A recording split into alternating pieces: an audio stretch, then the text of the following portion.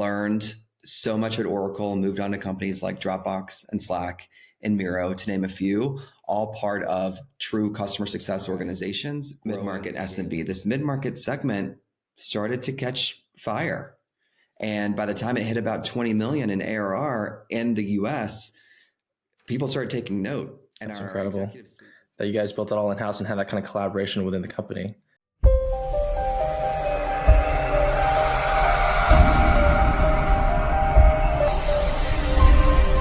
All right, today we have on here Josh Neal, a customer success leader who has led CS at fast-growing SaaS startups like Dropbox, Slack, and Miro. CS has become an integral part of achieving company revenue goals. If your customers are leaving, you won't really grow to become a big business. So Josh grew the mid-market segment at Dropbox from 20 million in ARR when he took over to over 100 million in 2 years when he left. It outpaced all the big business segments at Dropbox through a strategy called digital scaled customer success. And so today we'll be diving deep into exactly how he did that. Josh, welcome. Thanks, Alan. So happy to be here. Let's get a quick background about you and how you got to where you are today. Oh gosh, I spent the first 8 years on the direct brand side. I'm a traditional marketing advertising guru, going in through traditional routes into more of the digital age from the early to mid 2000s. And then I decided to jump into tech, having leveraged numerous technologies to make my job happen. And when I did that, I started at Oracle in 2013 and everything dovetailed from there. Learned so much at Oracle, moved on to companies like Dropbox and Slack and Miro, to name a few, all part of true customer success organizations, growing, scaling, and defining what great looks like across those businesses. It's really rare that you hit 3 unicorns, so you must know how to pick them. So I think I'm just very lucky, but thank you for saying that. No, better you are, the luckier you are. What is scaled digital customer success? I know it's a mouthful, and I think that's the $1 million question. I firmly believe it's never a one-size-fits-all approach. However, at the most foundational level, I would say that it is leveraging technology to work for you, to enhance the customer experience, and to also deliver on the goals and targets that you've set for your business while also enhancing that customer experience. So again, TLDR being in-product prompts, scaled campaigns, customer education, in addition to those human interventions are magic. But I think it's the recipe and how you decipher and make sure that you're mapping those touches that makes the most impact. But in a nutshell, that's probably what I'd give you. And what's the key problem that this is trying to solve? When would this come up for a CS team to implement? Specific to the Dropbox reference, this is back in 2017, 2018. So I would like to think that we were early adopters of this strategy and kind of making it our own. But I would say not only were we early adopters, I would think ultimately digital has been, I think, often underestimated, but it is most definitely the wave of the future. If you do not have the ability for your customers to self-serve, to self-inform, while you are also using those scale technologies to enrich the experiences, to get customers to move and do the things that they need to be doing, depending on what your product market fit may be. Think of the adoption targets, the retention targets, the expansion targets, which were all core to proving success in the Dropbox example. It's so true for our own company. I see it for Ryan. We started off with me and Ryan, and then it became Ryan. And Ryan now handles over 130 customers every single day. And it's almost impossible to talk to them all in parallel. So if there was machinery to help you engage with them and help them where they need and meet them where they're at, then that's all the better for retention activation targets for the company. Huge. Yeah. Point taken. And that's a mic drop moment, right? Getting it to work for you, complementing the go-to-market approach, making sure that any human intervention is highly warranted, validated, but the machine support, the automated approach, it knows no boundaries. So regardless of how you're segmenting your audience and your customer base, once it is proven and iterated and you can start to break down those boundaries to then scale it to everyone, do it, because that's exactly the things that should be working with you. Let's talk about the Dropbox experience. So what was the setup like? How did it all start? Let's start from the very beginning. Yeah, absolutely. So I think without rambling too much, having started at Dropbox in 2015, There were just a handful of us hired to then create the customer success organization in America specifically. And it was all about the enterprise. What did enterprise truly mean? It was still being defined, but it was, for lack of a better way of defining it, our largest customer base, knowing that they needed some sort of post-sale support. We were brought in to manage those customers, start formulating those books of business, getting them to expand and retain at the base level. Once we started to grow and mature in this enterprise customer segmentation, we started to see pops of, okay, we're getting smaller accounts closing at a faster pace because, again, as you delineate your customer segmentation, truly define it, what is enterprise? What is mid-market? What is SMB? And again, that's just from a general kind of nomenclature perspective, knowing the customer segmentations are called many different things. We started to see, once we segmented between enterprise, mid-market, SMB, this mid-market segment started to catch fire.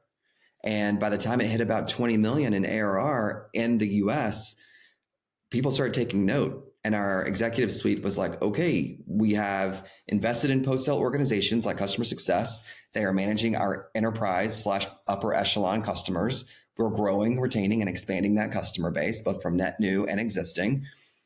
What's going on with this mid-market? And quite frankly, it was growing at such a pace, unmanaged. I think we all knew if we were to put some love into managing it, sky's the limit. So that's how we got into that segment to begin with. And there's so much more to unpack. And so now that you guys decided to target the mid-market segment, how did you know what the bottleneck was? Where did you start first? That's a funny question. So I think once we got our arms around the data, it wasn't just about the number of accounts, which we call teams at Dropbox, or the number of licenses, because we, again, looked at across the number of accounts, we were a SaaS license-based model. So you have to say, okay, how many licenses are purchased? How many are activated? What does the adoption look like? And then you start talking active usage. Again, once we go public, you have to start answering to the street on that active usage and the user growth. So again, knowing that, we knew that once we started to get our hands into the data specific to the revenue, the number of accounts, the number of licenses, also the velocity in which we were closing that business compared to the actual growth trajectory of that segment as we had defined it, we knew we needed to start piloting what a post-sale customer success team would do. So I was given the task to go in and start creating guardrails.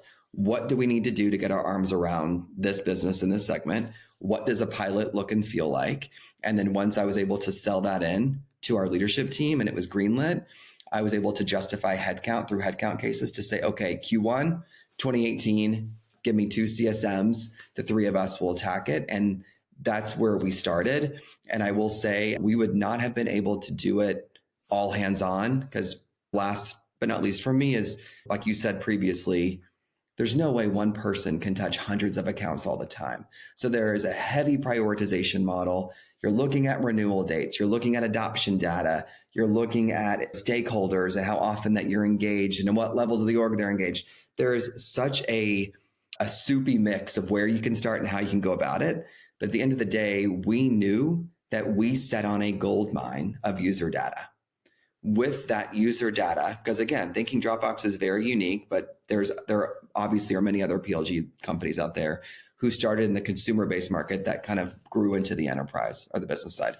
We knew that we set on a gold mine of user data, heavy partnership with data science, and tapping into that user data. We then got smart to overlay and define what our most collaborative actions must be to drive the virality and ultimate value to then retain and expand those customers must be. And that's where we started. Can we go into that a little bit more? I think it's one of the hardest questions to answer is, what are these moments and times of value that is being delivered that accelerate activation or increase retention?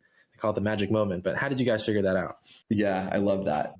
There are many magic moments. And I will tell you,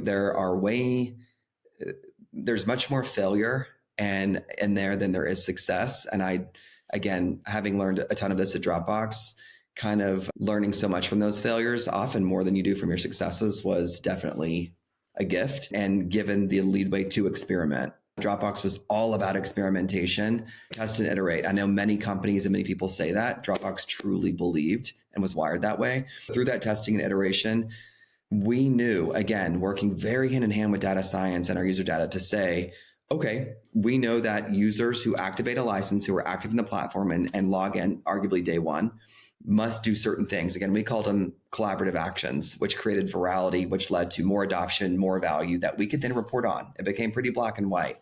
And those things were, are you logging in? Are you creating folders? Are you storing content in those folders? Are you sharing those folders?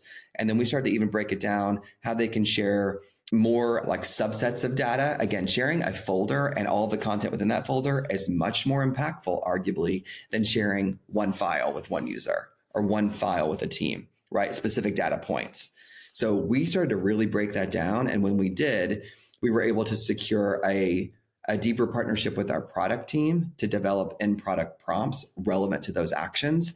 And how I would tie a bow on top of this for you to answer this question is we got really savvy to then buy in on the real-time support of in-product prompts specific to the customer journey based on those sequential order of events, aka collaborative actions.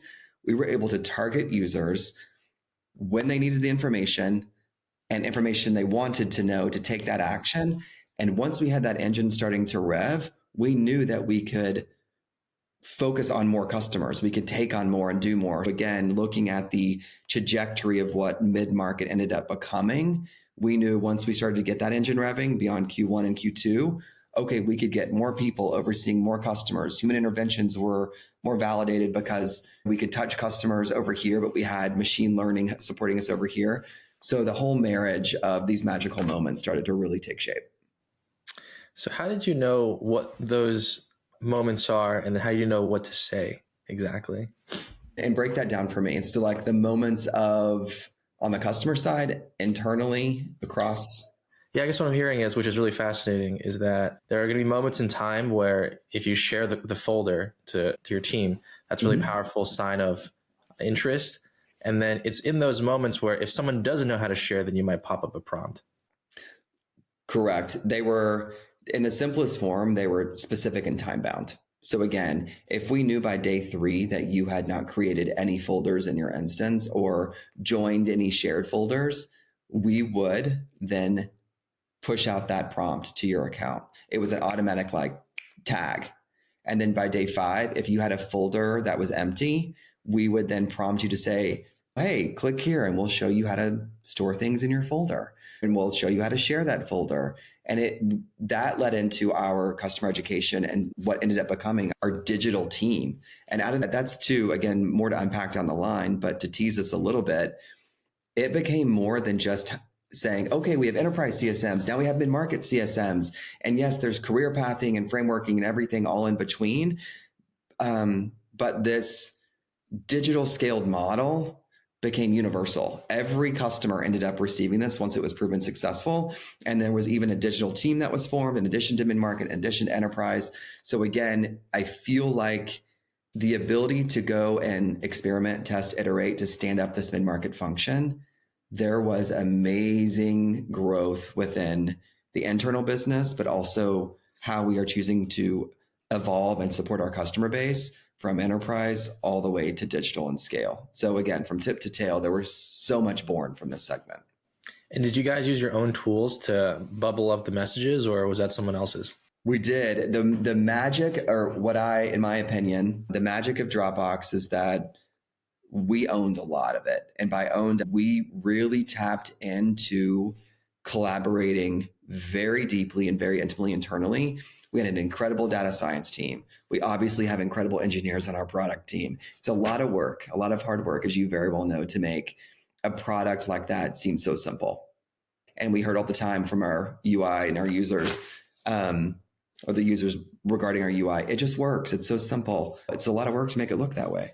So I would say, yeah, it's a lot of work, but it's heavily collaborative. And between data science and an internal proprietary tool that we called Starcatcher, with the utmost love and affinity, was our gold mine into tapping into the user data and what we needed to drive those informed decisions, like in product prompts, like campaigning, and even like deeper customer education, which then tapped into our support team and their documentation, how it all lived together and in harmony between Starcatcher through data science, of course, our CRM tool, which again, Salesforce being the primary tool of choice, in addition to drinking our own champagne through the Dropbox product, that was the trifecta. There are so many tools in addition to that I would call ancillary. But if I were to keep it simple and truly direct, those three was the magic trifecta to get this done. That's incredible that you guys built it all in-house and had that kind of collaboration within the company. You know that this experience was working. For example, like I deliver experience and they see it and they close it. How did you get it? Did you A/B test it? Was it retention test? Yeah. All the above. And when I say experiments and test and iterate, yep, we did it all, my friend. And I think that's where I should have started too. When I say we, I truly mean we. One of the core values of Dropbox when I was there, I know they've since evolved, but the whole we, not I, quote unquote, approach, that's what drove such heavy collaboration and trust in each other's orgs and the proven and trusted business cases to get these things done. Also knowing that we've got a customer base that is growing rapidly and we want to enhance that experience and continue to grow and retain. So that's where I'll answer you directly is between adoption, expansion, and retention goals, we monitored them heavily. It was, of course, we looked at quarter over quarter because again, when we started in Q1 of 2018, it looked like X. We piloted it with a certain number of accounts and certain number of people and certain things in the market. How are we moving the needle on these three targets? And then once we started to show improvement, okay, we're moving into Q2. We're going to up the ante, but we're still looking at these things. But I think what I really want to hammer in with you across those three items, we never lost sight of that. And there was a really specific North Star that we were measured against. And as long as we continue to focus on that North Star, we could still have incremental experiments down the line to see how we could continue to evolve and do better. But we never lost sight of that North Star. And we couldn't have more than one North Star. But across adoption, expansion, and retention, we were able to break that data down to then parlay back to the North Star to say, are we reaching this target? And that's how we prove out success quarter over quarter. And it just continued to amplify. Yeah, it's not too unlike marketing where you have so many channels that you're testing and it's really hard to attribute the success of the whole company's revenue or pipeline to any one channel. Yep. So we typically just say that we did a bunch of these things and next quarter it increased pipeline by 50%. As a portfolio, this portfolio is looking pretty good. Yep. And I think you're so right. So heavy +1 on that. And I think ultimately, like when I think of the early days of standing up this segment and all of the support we had, both on and off the team, we're looking at how do we prevent these customers from churning? Again, anchoring in retention. How do we continue to drive more adoption? Again, it was a license-based model, so it was pretty black and white.